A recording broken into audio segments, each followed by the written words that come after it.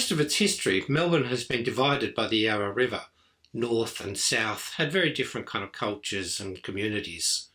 And so when the gay community started to emerge in the 1970s, this was as true for them as it was for the rest of the city. South of the river, Commercial Road and Chapel Street had been welcoming camp women and men at least as early as the 1960s.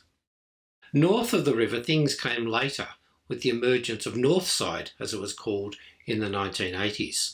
Although even there, of course, it's possible to find places that were welcoming of gay people and before that camp people, before the 1980s as well. The real starting point for Northside came in 1980, when an old pub in Collingwood, known as the Laird O'Cockpen, relaunched itself as a place open for gay men. In those days, its men-only policy couldn't actually be enforced, and at one point a group of gay radicals took a lesbian friend with them in order to have her thrown out so that we could all be suitably outraged.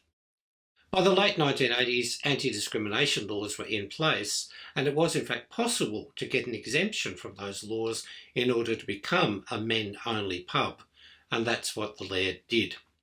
It was men only, it was for masculine men, no disco, no drag, and it was also a place where eventually bears and leather and fetish became an important part of the scene. In all of this, it was wildly successful.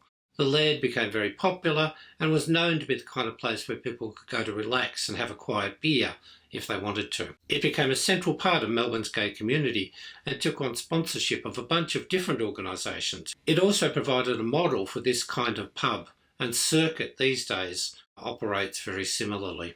The Laird was really at the centre of the Northside experience. There was the Glass House, which was a women's only pub at various points in its existence.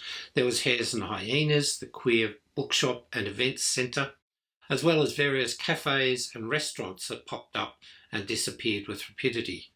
Northside remains a culture in a way that Southside really hasn't, and partly that relates to the way in which people who live there are felt to be a different kind of gay and lesbian person.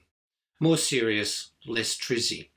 Whether that's true or not, Northside remains an important part of Melbourne's queer life.